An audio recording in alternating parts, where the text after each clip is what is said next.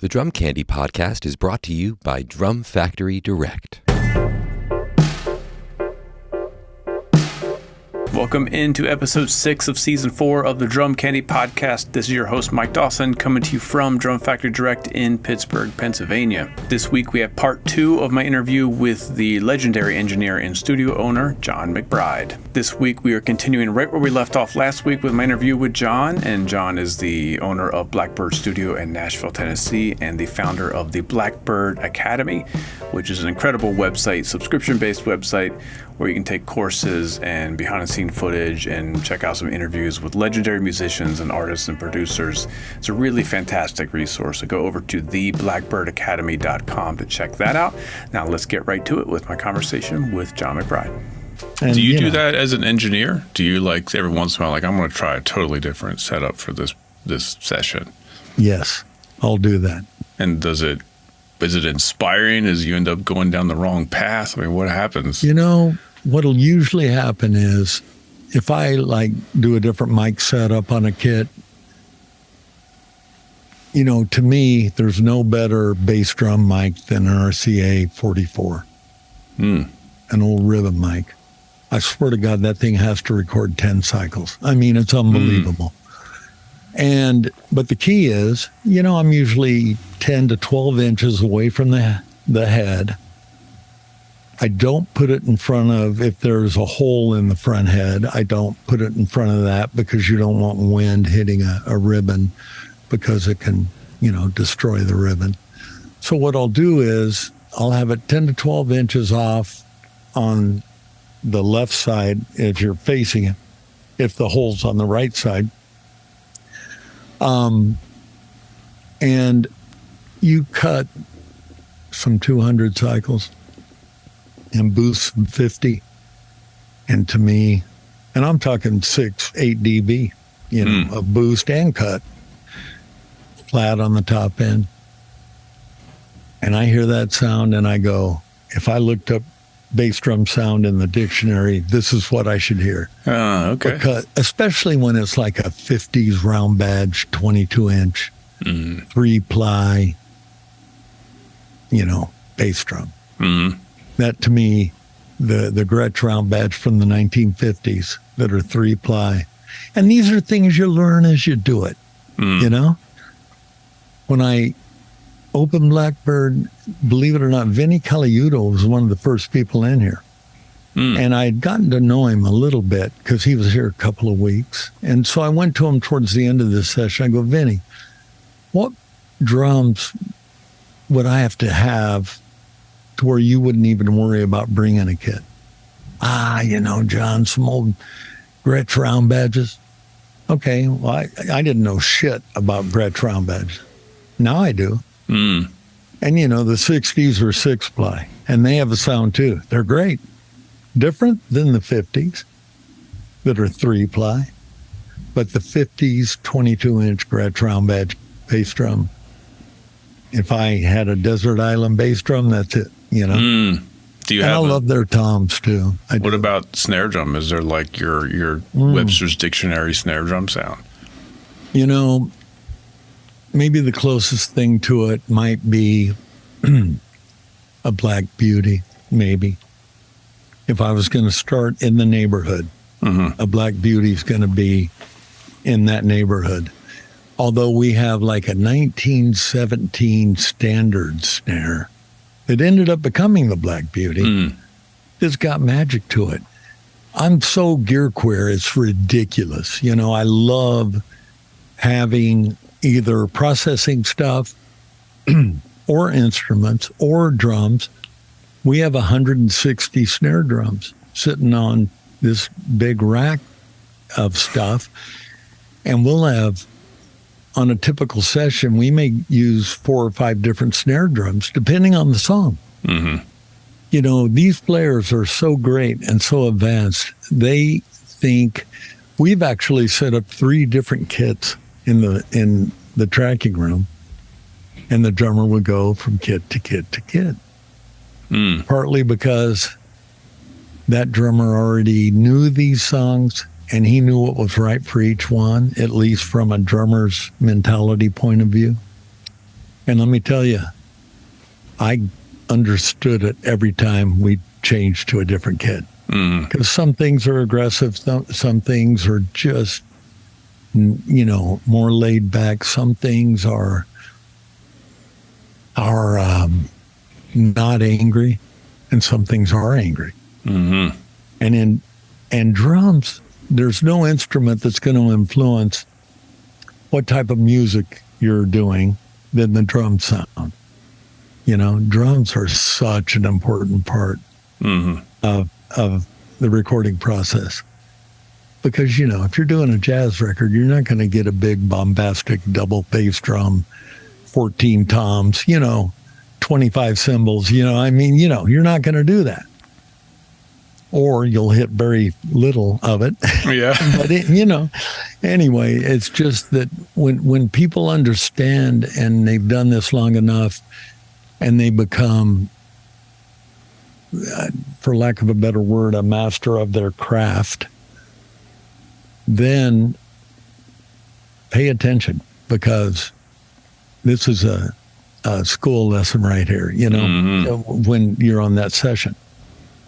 And he's going to go, this snare isn't right for this. In this song, I'm going to get one of the Keplinger snares. We have a lot of Keplinger snares. Greg Keplinger builds these snares out of iron, steel, and bronze.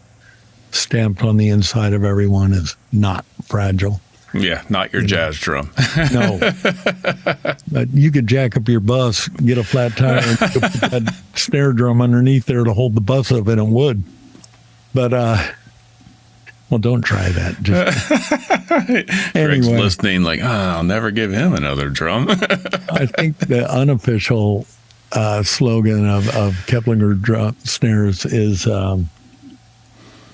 the snare drum guitar players hate because it's louder than the guitar riff. And let me tell you, we one time sent 6 or 8 Keplinger snares out to L.A. for an Alice in Chains record or something. Just because they knew we had these. So, and maybe they've used them before, maybe they haven't, but, they took a nice variety out there. And, all those things, okay, I know that part of this conversation I'm going to talk about inside Blackbird. When you own a studio, you're going to try to figure out any possible way to create a little income and keep it open, aside from booking a room, which is kind of the hardest part. And, in a studio, you can book a room every day for a month, and then you could have 30 days of no income because that room, we just couldn't book it. And so I try to find other things to help add to the bottom line that we can, we can keep paying people. We can keep doing this. The studio hadn't been as busy, but fortunately we sold a few plug-ins, or, we have a rental department here at Blackbird, because I always assumed if no one's here at the studio, they're recording somewhere, because recording is I don't know if I call it a disease, but it's going to happen. People love to record. And if they're doing it at home, well, if we have a rental department, maybe we can make $20 and, pay whatever bill. We don't have any bills as low as 20, but, Anyway. Lunch for the day, yeah. So every 5 years or so, I'll try to take a bunch of steps back and look at my life and go, okay, this is going on, and this is going on, and this is going on. Why am I broke? And this is going on. This is going on. And, and so from spending a lifetime on the road and in the studio a good 20 years now, 20 plus, what do people want? People want more access.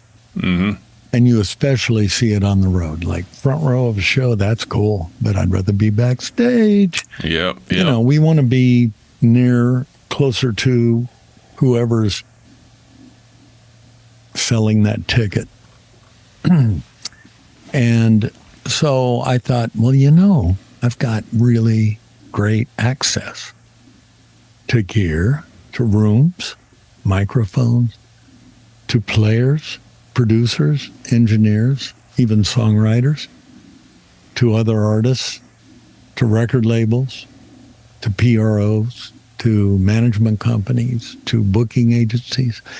There's really, I can usually get through to about anybody, hopefully, in the biz. Mm-hmm. So I thought we should film some videos. And this was before Masterclass started. So I thought we should make videos about the whole record making process, you know. Maybe create a curriculum around that and maybe license it to like colleges around the world. There's 9,000 universities, you know, and the vast majority have music programs. And I thought if we could do that and make it great, it'll be evergreen because new kids are showing up every year and, you know, people are graduating, and that might be a really good idea. And as usual, my approach to life has kind of been ready, fire, aim, you know. That's, you know, if I get buried, if I have a headstone, it should say that. Ready, fire, aim. I like it. Either that or I told you I was sick. But anyway, I don't know. Anyway. I love it. So we, you know, I had a couple of people that worked at the studio that had a little video experience. And we went out and we got some okay cameras and we, you know, started filming, and oh my God, it was crazy, really. Mm-hmm. I really needed adult supervision. And so we did that for about 3 years. We had no schedule, you know, when we might shoot 5 videos in a week and then none for 3 months or whatever. Yeah. And then getting them edited and all that. Oh my God. And being a sound guy on the road, video people aren't your favorite people, you know, because they're usually forcing you to move speakers you don't want to move or whatever. Anyway. But now I've really begun to commiserate with video people and understand them better because, you know, it's a lot of pressure, and it is.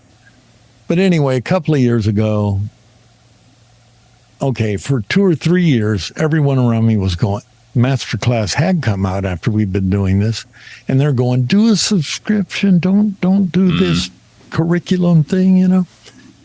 And finally I thought, okay, you know, I don't know. But anyway, I started looking at our footage, and, you know, while the content was great, it looked like crap. Oh, no. Not good enough. And if we're going to charge money, it better be as good or better than YouTube, you know, at least.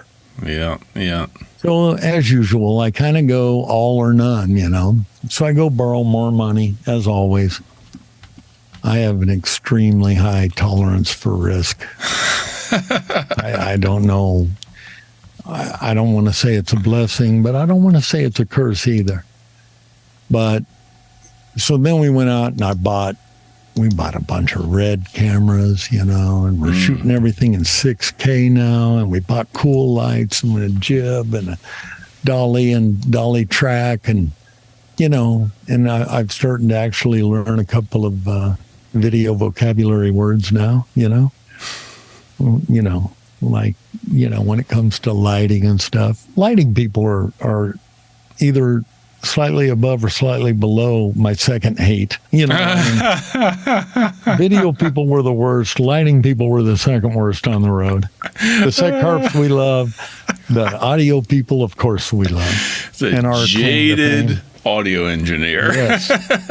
You can always do a concert without lighting. Oh man. But you can't do a concert without that PA monitors, you know.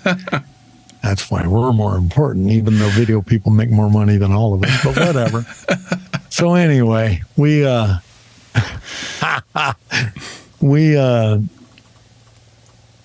the right gear and started reshooting everything we'd ever done. Mm. And even then, what a project. We shot Al Schmidt and Nico Bolas recording the Mavericks for 3 days during that early period. Al died in 2021, at the 92 or 93 years old, the guy had the most incredible career. He's a Mount Rushmore engineer and producer for sure. The guy is just could teach you more talking to him for 5 minutes about something than anyone else could. And so we started reshooting, and with the owl footage, we this was not going to be lost. We recolored and re-edited, and with even, better technology now than there was 4 or 5 years ago, or even 2 or 3 years ago, we've made that footage fit right in, with the other footage we have. So I've hired a full-time video crew. I think we have 6 or 7 people here full-time working on video and trying to reshoot everything we shot, the 300 videos we had shot. Makes me sweat thinking about it. You feel like you're at the base of, the Himalayas or some, you just go, or Mount Everest, and you're going, how the fuck are we going to get this done? And yet these people I've hired, and they're incredible, and they're great at what they do. And they really make video people seem way more likable. And so with this effort oh God, I just hit the mic, Jesus. And with this effort from these people, we have gotten everything basically reshot. And we've added many, many more subjects. Now, the other approach to Inside Blackbird that we've taken is it's almost maybe not smart, but we're looking at every aspect from writing a song to getting the vinyl pressed and everything in between, and then also touring. A lot of my life I've been on the road. And let me tell you, there are some great characters and great people and, man, great things that happen live. And for the artist, it's still the best way to make money, I mean, if you sold 10 million records, even 20 years ago, if you sold 10 million records, you might have made $1 a record or whatever, maybe 10 million bucks.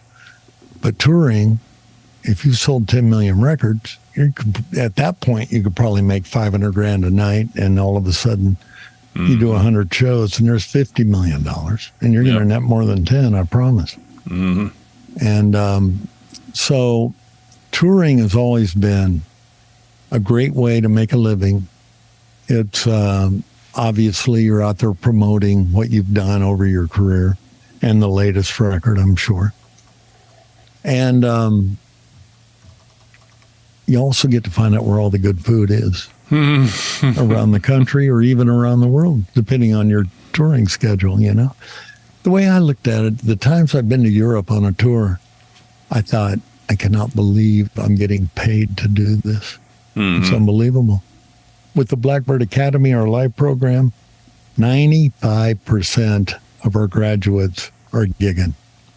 That's amazing. And that's what is that, a 4-week program? No, it's 6 months. 6 months. But it is a very intense 6 months. I'd probably flunk the damn thing. I mean, I'm kind of a briefcase guy in a way. I don't come in for load in or stay for load out. I would have been cussing me when I was growing up, touring and everything. I'm like a briefcase guy, Hey, you've earned it, though. Well, I don't, I've probably had 8 or 10 different operations between a ruptured disc or a slipped disc or knees or whatever, I'm kind of, I've lived my life hard enough that now I'm paying a little more attention to my health. Well, you're kind of hitting on the theme of like, do what you love and you'll never work a day in your life. But yet you keep adding more to your plate. You know what? You're right. And I'm out of my mind. And but all those dumbass bumper sticker sayings, like do what you love and you'll never work a day in your, they wouldn't be around if they weren't true. Right. That is the truth. I will never retire. Never. I love my life. I get to go on tour. I still mix Martino live. Mm-hmm. You know, and the funny part is I could have had a career in mixing, being an independent engineer that goes out and does, you know, from the Stones to you name it. Guys like Dave Natal, who is honestly, you'll rarely see Dave and I in the same place at the same time because we just switch out. He finishes my sentences and I finish his sentence. Mm. And Dave, he spent his life on the road and is incredible at what he does. Another guy, Pab, you know, Paul Boothroyd, Pab's two main customers for the last 20, 30 years have been Paul McCartney and AC/DC. How bad is that? Not bad. You know, not to mention he'll go fill in on Eric Clapton for 2 weeks for a friend of his or do this or do that. Pab is the English version of Dave and I. And he's so gifted. His ears are so good. And he's so great at what he does. And I love that guy. And I love going to shows he does, you know. And Dave also, I got to see Jeff Beck just a few months before he died here in Nashville. Dave was mixing Jeff Beck, the Stones, but, you know, they don't tour all the time. He did 25 years with Tina Turner. I mean, he mixed Van Halen and Motley Crue. And, you know, he was in the middle of a lot of rock stuff, and he's great at it. I mean, great. And you just love him because you just can't not love him. I don't know. He's got a great attitude, maybe a little crusty. How many years in before you get crusty? Well, yeah, you know, I think it takes 30, 40 maybe. But, you know, it's funny because touring in the 70s and 80s was the Wild Wild West. Yeah, I can imagine. Touring today, it's still fun, but accountants have way too much say-so, you know? And accountants take all the fun out of everything. What do you mean free tickets? You know, if we did that and somebody added up, you know, somebody did a tour and they go, God, we ended up comping 1,000 tickets. And tickets were $100. And that would have been $100,000 of income we didn't get. So that is not going to happen anymore. Yeah, let's take all sizable. The fun out of it. Yeah. But anyway, you know, there's not much Dave hasn't done or seen on the road since 1970, whatever. I think one of his first tours was Yes. Obviously, I interviewed him, you know. Mm-hmm.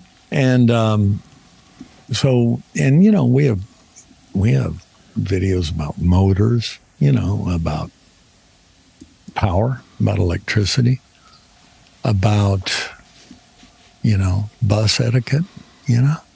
Wow, you're really getting into every aspect of it. You know, we really are. But what we've done is we've created such a wide variety of stuff that we will never run out of ideas for things to film and talk about. A couple of weeks ago, we did a little, you know, it was probably an hour. I don't know how long the video is, but we compared guitar delays. We did an Echoplex and a Space Echo and an Echo Rec and I think it was a Guild, oh my God, Copycat. Yeah, a Guild Copycat. And then there was another unit, an Echophonic, yeah, which was my second favorite. It's so cool. But, you know, good luck keeping it running, you know. And most of those are tape type machines. But the Echo Rec, which has a metal drum, and that was my favorite. And I guess there's a reason they cost $5,000 or whatever they cost. Yeah, right. I've heard that they might re-release the Benson Echo Rec, which would be, that'd be great. Because that thing will give you sounds on both guitar and on vocals that you just love. You know, Shaka Khan used one on her vocal on Tell Me Something Good. Okay, there we go. You know? Have to go check that out again. Joe Walsh has used an Echo Rec, you know, on a lot of songs. And it's just got a sound. And you just go, I don't know why, but I'm all warm and fuzzy hearing that, you know? So it's basically education, but I call it edutainment because nothing's worse than turning on some video and you hear this robotic, to solder this cable, we must, you know, and you're just going, I'm going to blow my brains out. This is horrible. Yeah. I want this to be enjoyable. Because I think we're in the era of there's no more lectures. No one wants to be lectured to anymore. It just doesn't work. You know, you may be right. And if that's a good or a bad thing, I don't even know. But if you want to learn more about the process, and also I'll do diaries on Inside Blackbird where I talk, they average an hour or longer, where in essence, I'll sit down with like Billy Corgan. Okay, you're born, now you're here. What the hell happened in between? And you start seeing these patterns as you interview more and more people and the mindset that it takes to get successful. Obviously, there's talent involved. But I mean, you know, if you practiced your guitar 8 hours a day for 5 years, you may not be the next Eddie Van Halen, but that's pretty much what he did, or more years than that even. I heard an interview with him once where he said, anybody can play like me. You just have to practice 8 hours a day for 10 years. And you know what? And have the vision. That still isn't true. Yeah. I'd say that Eddie Van Halen, when he was born, God went, you play guitar. Next, you know, and a little keyboard too. Anyway. He and I actually share birthdays, believe it or not. Oh, that's awesome. Man. Yeah, he took all the talent, unfortunately. Oh, I doubt that. I think there's more where that comes from. Anyway, well, we've gone well over an hour, so I don't want to take up too much more of your time. I appreciate you know what? Have we said anything important yet? Well, I had 15 questions, and I don't think we got to any of them, and that's my favorite type of interview. Well, give me one. Let's get at least one. Okay. Well, let's kind of send it off with this. So I want all of our listeners to go check out Blackbird, InsideBlackbird.com. That's a subscription base where you'll be updating with content regularly. There's some drum specific stuff. There's all kinds of other. There's a lot of drums. A lot of drums. Yes, I didn't even want to dig into that because it's all there and it's really great. And then anyone who wants to go to the academy can look into that. So let's talk about someone who just who's looking to get into doing recording. Yes. As a drummer at home. Yes. What should they do first? Okay. Well, practice first, obviously. Right. I mean, and don't stop practicing because you will learn as a player your whole life also. Mm-hmm. But we love drums. It's shocking I'm not a drummer because we have 65 kids here. And Paul Simmons, who is our kind of production manager at the studio, is a great drummer. I actually worked with him like almost 40 years ago. He was playing for, I think, Black Oak, Arkansas or somebody. He did a lot of years with the Reverend Horton Heat. And Paulie is just a great player. He goes out when Gene Simmons does solo dates and plays for him, you know. And cool. Anyway, Paulie's been there, done that, and has a heart of gold and the greatest attitude you'll ever find. You know, he's just one of those guys. And what I would do, we did a couple of videos, miking a drum kit with an unlimited budget and miking a drum kit on a very tight budget. Mm-hmm. And the results I'm kind of pissed off to say, for about $3,000 one-time investment, you can get 6 SM57s, a DAW of some sort, maybe some mic stands in there, but you could have an incredible drum sound, and you can get it out of 6 SM57s and a DAW. Mm-hmm. Now, I understand that most of our people that want to watch are probably younger and learning and broke, because I don't know how anybody survives today with what's happening. Go ahead, Matt, if you want to do that. Just force another edit. Okay, the door shut. But, and yes, we have these great rooms and this and that, but the reality is most kids are going to be recording in their parents' basement or maybe the garage or their buddy's house or whatever. And it was shocking to me how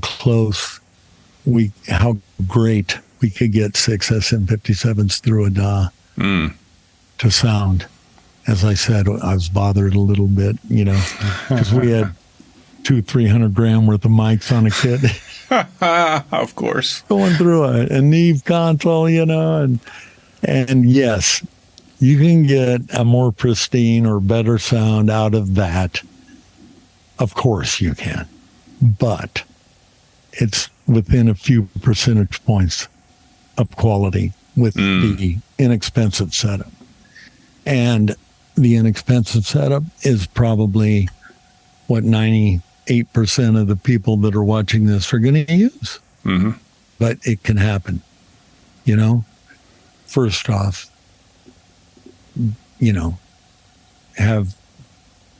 be trained or be a good drummer. I mean, 90% of the sound of any kit that you're going to hear is dependent upon who's playing it. Mm-hmm.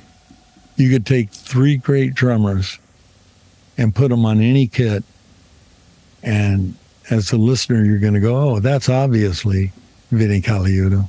That's obviously Steve Jordan, because so much of the sound is in your fingers and your toes and your heart, and, John Bonham could take pots and pans, make them sound pretty great. Mm-hmm. But so could Eddie Bears, so could, lots of drummers today, Shannon Forrest, and oh my God, Chad Cromwell. The list goes on and on. And, guys like, from LA, from the Wrecking Crew, forget it. These drummers are going to make anybody sound. Keltner, it's just crazy, how important that is. But when you get a great drummer and a great drum sound, that's the thing that changes the world a little bit or really inspires you, So don't chase the gear, chase the sound in your hands to get your touch together. Is that what we're getting at? Yes, it's kind of like mastering. Mastering is 90% the person and 10% the gear. Now, learning great gear is fun, and you understand why people use a Fairchild compressor or even an LA2A or a retro reissue of the Stay Level, which is my favorite compressor for bass guitar. And what I did, I went through 20, 30 different compressors and played the same bass part over and over and just listened to what the compressor was doing. And now, even when I mix live, I've got a Stay Level out there on the bass guitar. Mm-hmm. And I'm in 10 to 20 dB of compression all the time. But it doesn't sound compressed. Mm-hmm. But it does give me just this perfect, things aren't dropping out, things aren't poking out, Mm-hmm. And that's just a trick you learn after you've been doing it a while. So, and we'll compare plugins to the real piece of gear. Some are close and some aren't. Mm-hmm. But even the ones that aren't, they have a certain sound, a certain thing, and that might work for you, you know? The way I see it is gear, yeah, those are colors on the palette. Microphones, same thing. I want to give the producer, artist, and engineer every color on the palette when they come here to record. Not everybody is like Brian Wilson, where they hear the whole song complete in their head before they've laid down a note, you know? What a gift that is. That guy is one of the true geniuses. But they have a pretty good idea of what they want to do. And we want to give them the tools they need to make that happen. Mm-hmm. And at the end of the day, as I mentioned earlier, emotionally crippled, if someone came here and recorded and wasn't happy, I would need more therapy. I would be miserable. And I don't know. So no bad reviews for Blackbird, right? Oh, man. I don't know if that's a blessing or a curse, you know? Because some people are never going to be happy with anything in their lives. But, you know, you run into those type people less and less because people don't want to be around negativity, really, at the end of the day. It's, life's too short to deal with assholes, I think. Truth. You know, I really do. And, man, the older you get, you know, the less patience I have for drama, you know, or unnecessary drama, I should say. Mm-hmm. You know, that just, nah. Why? Dig that. Anyway, but drums, I would, if you want to record, and that's important to you, for probably $3,000 or under, you can go buy a DAW. You can buy the SM57 is about $100 mic. You could probably find it on sale for less than that even. It is a good guy mic. Those 421s, SM7s, I love SM7. They're $300 or $400, and they're about 10%, within 10% of a Telefunken 251, which will cost you 30, 40 grand these days, you know? But an SM7 with a Telefunken V76, which is a tube pre, it's kind of expensive. And they don't make them anymore, but it'll never get cheaper. So I got so lucky that I bought, you know, I love microphones, and I'd buy mics every chance I got. A couple of years ago, a friend of mine goes, "Man, you're a genius. Buy all those mics because they've gone." I go, "Yeah, genius had nothing to do with it. I got lucky that something I love is getting more expensive." Right. That's all that is. I mean, I'm not going to take credit for things that really. But do you ever sell anything is the question. You know, I do. And I hate to even admit it because I hate selling anything. And I always regret it. I don't. Oh. That's what because I told my wife at one point, well, this is an investment, you know. And she goes, it's not if you don't sell anything. It's true, though. Oh, it's true. Of course it is. It is. And it kills me. But you know what? Hey, there's times you got to make payroll. You haven't made enough money. You got to figure it out. We're going to have to sell this or sell that, you know? And, you hate it because you know, well, especially if it's a shining example of, well, I have a couple of U47s. I will not sell. I just won't. I mean, I would, you know, mortgage my daughter or something. I'd find a way, you know, I'd find a way not to have to sell that mic. We have a U47 number 193. George Massenberg himself said, that is the finest example of a U47 I have ever heard. And coming from George Massenberg, I'm paying attention. You know? And a 251 number 584, that's Martina's vocal mic. That's the one I let Cheryl Crow use. And guess what? It was a 3-week rental so we can redo all the vocals. And I get it. That one was just made on a Friday when they had a 3-day weekend. And the planets were all lined up right. And, you know, it just happens.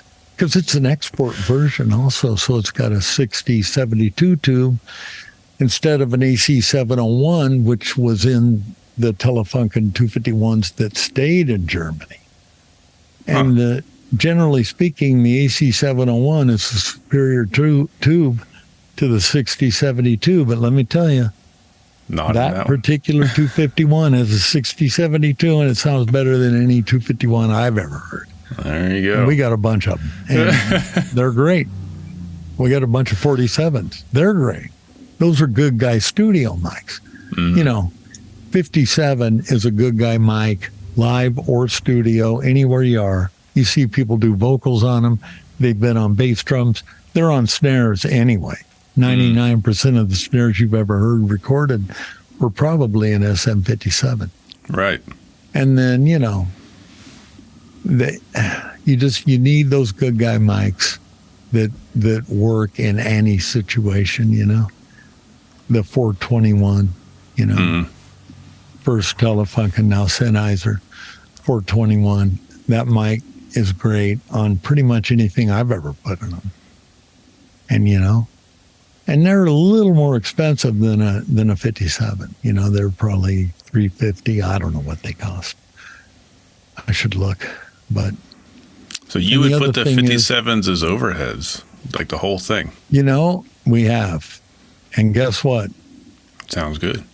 It might need a little EQ, maybe. I don't like to use EQ unless I have to. I like to move the mic first, find the right spot. And then if I have to, and with the 57, I would have to do a little EQ.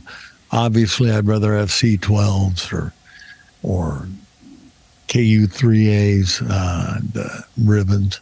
Most English engineers like ribbons for overheads. Most Americans use condensers.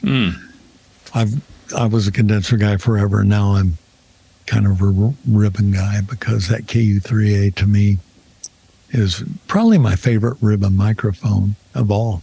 And, you know, the KU3A, last time Boss Skaggs was here, he did vocals for a new record on a KU3A. And it has a sound, and it's great. And, you know, we go a little down the rabbit hole sometimes, but we're also good at helping to, like Tom Bukovac, how do I not get screwed when I buy a guitar? I need to know this. You know, this is real life. We need to know. Yeah. I'm actually on an SM7 today. I just That sounds good. Yeah. You know what? It sounded okay, so I didn't have to look at it. I don't care. That sounds fine. What's the best mic to use? I don't know. What's closest? Let's try that, you know? Because that's reality. But, you know, in a perfect world, like I have 67s on the toms. I got the RCA 44 on the bass drum and an SM91 inside it. And that way I have to use less EQ because if I want it brighter, I get to bring up the 91. If I want it bigger, big note, well, the 44. And, you know, I think we did C12s and KU3As on overheads on the unlimited budget thing. And then room mics, M50s in a Decatree pattern or whatever, you know, and with all that, you know, it sounded better than 657s through a DAW, but not a lot better. The 657s through a DAW sounded really great. They really did. And, you know, again, Paulie was playing drums. That helps. Oh, yeah. That guy sounds good, you know, through anything, you know, anytime. That's funny. I almost end every episode of the show saying, and now just go practice. That's the only thing that really matters. Truer words were never spoken, though. It's so true. Vinny Colaiuto never ceases to amaze me. He could sit there and read a book while he's recording a song. The guy just had a natural affinity or whatever for playing drums. Mm-hmm. And oh my God. And he studied, he listened to a lot of jazz records or a lot of different drummers growing up. And, he could read, he could do whatever. I mean, and one time I remember Faith Hill was making a record here at Blackbird, and Vinny discovered these really thin, I don't know if they were Zildjians or Pisces or whatever. I think they were Zildjians. These really thin cymbals. And we set them up for him, and he started doing these pattern stuff. Changed the whole song. Man, just made it better. Mm-hmm. And I remember Faith going, God, Vinny played these cymbals and the whole song got better. And you go, that's what I live for. If there's a way that we can help make something come to fruition, something you love, that's really important to me. It's funny, I got to tell you another thing. Val Garay did a lot of Linda Ronstadt and James Taylor and made hundreds of records and was incredible. Trained Nico. And Nico is a very influential person inside the business, He's had more therapy than anyone I know, but he paid attention and, I'll call him and go, wah, wah, wah, and he'll go, dude, get a piece of paper, put a line down the middle, put the good shit on the left and the bad shit on the right, see which list is longer. In other words, shut the fuck up, life's hard, get a helmet, I dig it. that could be maybe the best lesson to learn. Get a helmet. No. Attitude is 99% of the gig. That's my favorite. Second might be good is the enemy of great. And it is. You're tempted to take good. Good gets no one's attention. Great gets everybody's attention. So those things, and the harder you work, the luckier you get. These are all bumper stickers in a way. Yeah. But I won't lie. I live my life that way by them. Yeah. I mean, I pay attention to that. On the back of our t-shirts, it says either you rock or you suck. Now that sounds aggressive and maybe a little confrontational or whatever, but in all honesty, all it means is if you're going to do something, just do it right. Yes. Please. Yeah. That's all. And it's hard to do it right. Yeah. The last 5% of improvement costs the same as the first 95%, in a way. But when you get 100%, everybody pays attention. It works. And I just want, if all I did starting out, and I felt this way then, if my only contribution to great music was providing a room for someone in which to record, then I'm okay with that. Because 100 years from now, that song is still going to be played. Now, fortunately, I've gotten to engineer, I've gotten to do this, gotten to do that, and that's all fine and good. But honestly, it's serving music is really our goal and our purpose, And inside Blackbird can give someone, it could save someone years of practical experience. If you've ever wondered, what does a production manager do? What does a monitor engineer do? What does a band tech do? What are all these different jobs? But you know what? You want to be on a tour and make a lot of money? Drive the bus. Or Bus drivers. own the bus. Well, yeah, that could help too. But bus drivers are probably maybe in the top 3 or 4 positions for making money, you know. Yeah. Yeah, it's a tough gig. If that's your only motivation is to make some money, you know, and be around music, I guess you could do that. And a great bus driver is worth their weight in gold. I mean, they are, you know. Yeah. Plus, it's another position that can be male, female, whatever. It doesn't matter. You either have that, you know, a smooth ride. Oh, my God. Makes all the difference. And a rough ride, I don't care how nice the bus is. That's a hell of a metaphor. Let's end it on that, because that could be related to everything. Everything. That's a fact. I'm the first guy that he's really going to cut off because I won't shut the fuck up. I just want you to be able to go do what you need to do. I know you've got 100 things waiting for you. Yeah, but now I'm so comfortable sitting here. Fuck everything else. You know? No, I'm kidding. Actually, we've got some video shoots coming up. They're going to be great. But you know what? Here, we've just tried to do it right. I feel like anyone who has any interest in music, both as a player, an engineer, whatever you want to do, if you want to produce eventually, or if you just want to learn more about, you know, different artists, from Yellow Wolf to Garth Brooks to Billy Corgan and the list will be added too. We're going to release 2 new videos a week, 100 new videos a year. That way you don't feel like you're not getting enough new input. And I'm also can't wait to start getting more feedback from the audience about what you want to see. Because chances are we know someone that can talk about it. It's amazing. Thanks for having me on, man. Yeah, thank you for doing all this. I mean, we are lucky this day and age to have access to this stuff. So I've heard that comment from people that get inside. They go, man, I grew up in Ohio, 30 years ago or whatever. None of this was available. Nothing. And now we're all an open book in a way, or I am. I'm not gonna be one of these guys who goes, fuck that kid, they can learn their own way. No, you know what?